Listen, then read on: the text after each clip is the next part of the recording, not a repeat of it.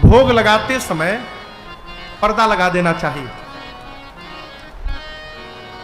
क्यों? भोजन और भजन ये पर्दे का काम है, ये प्रदर्शन का काम नहीं है। एक निवेदन करूं आप लोगों से, एक निवेदन। भगवान को जहां तहां लेके टहलना बंद करिए।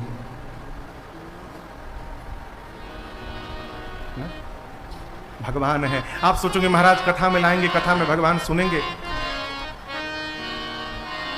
ये केवल 3 जन नहीं है पास में, बहुत बड़ा परिवार है।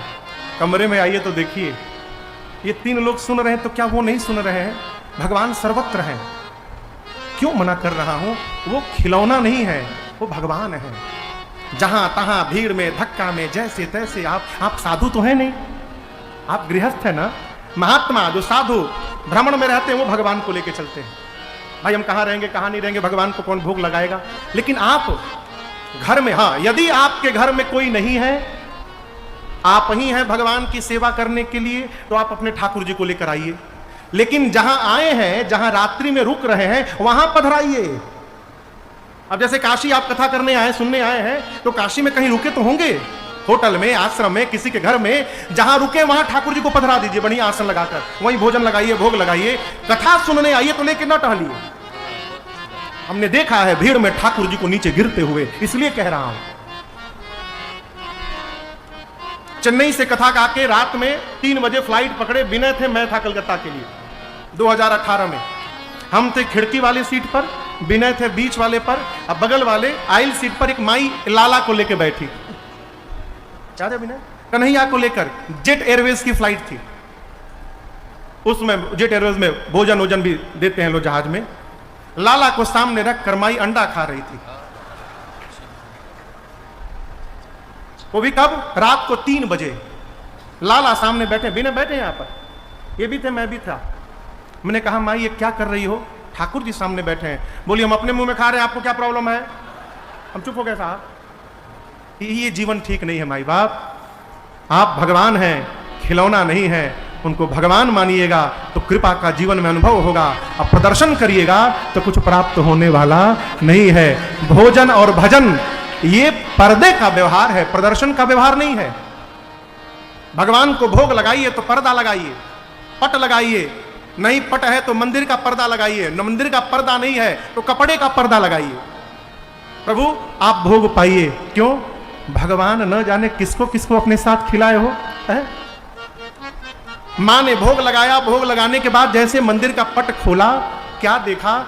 जिन राम जी को मैया ने पालने में सुलाया था, वो राम जी मंदिर में बैठ के भोग पा रहे हैं। मां कांप गई, मंदिर में कैसे आए? दौड़ कर गई पालने में, जाकर देखा पालने में सो भी रहे हैं, मंदिर में आई खा भी रहे हैं। यहाँ वहाँ दुई बालक देखा,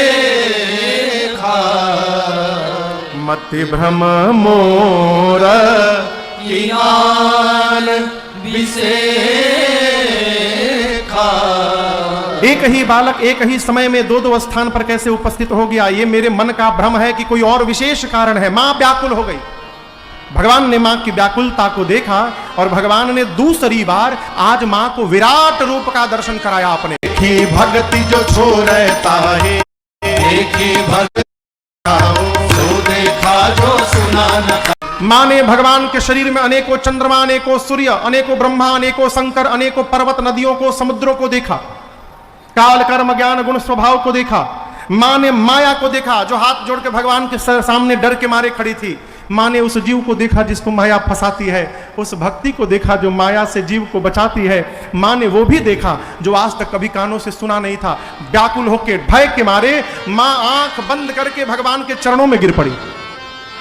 मां का शरीर थर थर कांपने लगा हो। भगवान देखे कि मेरी मां डर गई, भगवान फिर से भय बहुरी शिष्या। ना आपके प्रारंभ का पता चल रहा था, ना अंत का पता चल रहा था। नाथ इतना भय लग रहा है, कैसे स्तुति करूं समझ में नहीं आ रहा। भगवान बोले मां यही बताने के लिए दिखाया था मैं। मुझे एक साथ मंदिर में और पालने में देखकर आपको विस्मय हो गया कि मैं एक साथ 2 जगह कैसे हो गया हूं।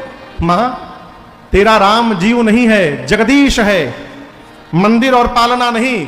मैं चाहूं तो धरती के एक एक तिनके में प्रकट होने की शक्ति रखता हूं, जहां चाहूं वहीं प्रकट हो सकता हूं। इसलिए मुझे लेकर कभी संदेह में ना रहिएगा। राम जी मां को बताएं और हाथ जोड़कर बोले, मां आपको जो दिखाया है मैंने, यह जनी अपने बेटे से 4 बार कहा कि मुझे प्रणाम करे, उसने नहीं किया। आपने छोड़िए छोड़िए, तब तक हम लोग पहुंच गए। आप बेटे, हम पूज्य महाराज जी और मैं 4 लोग बटन दबा, हम दोनों लोग को एक ही फ्लोर पे जाना था। लिफ्ट ऊपर जाने लगा। पिताजी ने 8 साल के बेटे से कहा, महाराज को धोखा। बेटा बोला हूं। पिता फिर बोला, महाराज को धोखा। 4 बार कहा, 4 बार बेटा मना किया। तब तक बाप मारा एक चाटा खींच के। महाराज जी बोले, अरे बच्चा है छोड़िए छोड़िए। तब तक हम लोग पहुंच गए।